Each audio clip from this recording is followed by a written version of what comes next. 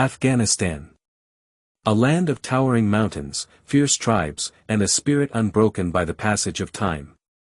For centuries, foreign powers looked upon this rugged frontier with both desire and dread. And in the 19th and early 20th centuries, as the British Empire stood at the height of its power, Afghanistan became the focus of one of history's most brutal and futile contests, the Anglo-Afghan Wars. These were not mere battles for territory. They were struggles of ideology, of imperial ambition clashing with a people's determination to remain free. Today, we journey through the three Anglo-Afghan Wars, a tale of invasion, resistance, and bitter lessons in the limits of empire.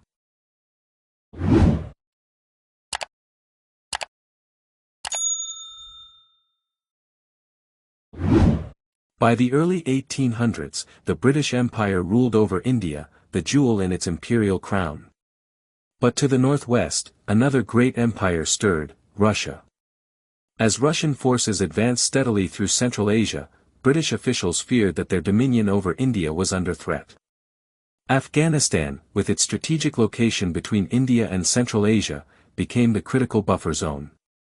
Control over Kabul, they believed, would secure their empire's frontier.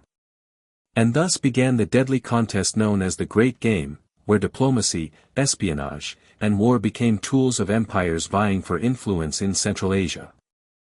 In 1839, seeking to counter Russian influence and install a ruler loyal to Britain, the East India Company marched into Afghanistan.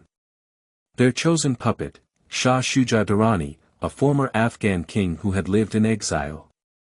The British plan seemed simple: place Shuja on the throne, garrison their forces, and secure the frontier. At first, success came easily. The British forces, with Indian sepoys and British officers, captured Kabul without much resistance. Shah Shuja was crowned king. But beneath the surface, resentment grew. The Afghan people, fiercely independent, saw Shah Shuja as a foreign puppet. The presence of British troops in Kabul became a source of anger. The harsh climate, the isolation, and the arrogance of the occupying forces deepened tensions. By 1841, rebellion erupted. Afghan tribes rose up, cutting off supplies, ambushing British patrols, and besieging garrisons. Kabul became a trap. In one of the darkest episodes of British military history, the Kabul garrison. About 16,000 strong, including soldiers, families, and camp followers, attempted to retreat to Jalalabad in January 1842. What followed was a massacre. Harried by Afghan fighters, frozen by winter, starving and desperate, the retreating column was slaughtered in the mountain passes. Only one man, Dr. William Britton, is said to have reached Jalalabad alive, his horse collapsing beneath him at the gates. The image of a lone, bloodied survivor became an enduring symbol of imperial folly. The British, seeking revenge, sent a punitive force to Kabul, burned the bazaar, and withdrew. The First Anglo-Afghan War ended not in triumph, but in humiliation. Decades passed. But the fears that drove Britain to war did not fade. By the late 19th century, Russia had drawn even closer to Afghanistan. In 1878, the Afghan ruler Sher Ali Khan welcomed a Russian mission but refused to receive a British one. For Britain, this was intolerable. Once again, an army was sent across the passes.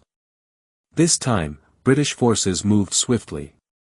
They won victories at Ali Masjid and Paywar Kotal, capturing key positions and forcing Sher Ali to flee. His successor, Yakub Khan, sued for peace, signing the Treaty of Gandamak in 1879.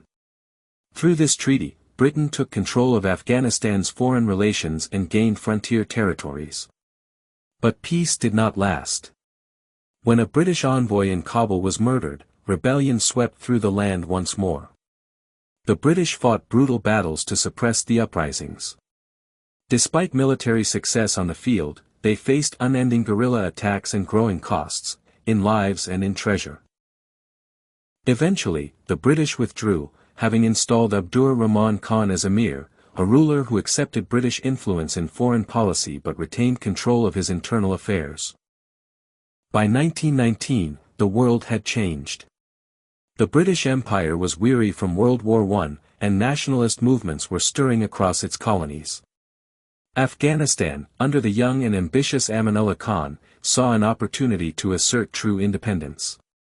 In May 1919, Afghan forces launched raids across the British-Indian border, igniting the Third Anglo-Afghan War.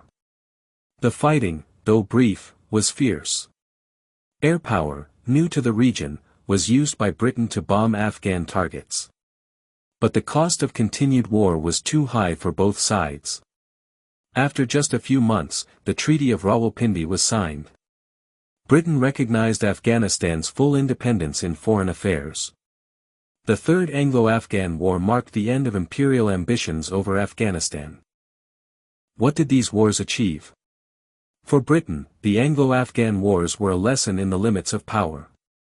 Despite superior arms, technology, and resources, they failed to subdue a land whose people valued freedom above all else. The mountains of Afghanistan swallowed up armies, treasures, and dreams of empire, earning their place as the graveyard of empires. For Afghanistan, these wars forged a national identity rooted in resistance. The stories of courage, sacrifice, and victory against foreign invaders became part of the Afghan soul, inspiring generations to defend their sovereignty at all costs. The Anglo-Afghan Wars also reshaped the map of South Asia, drawing boundaries and influencing relations that echo into modern times.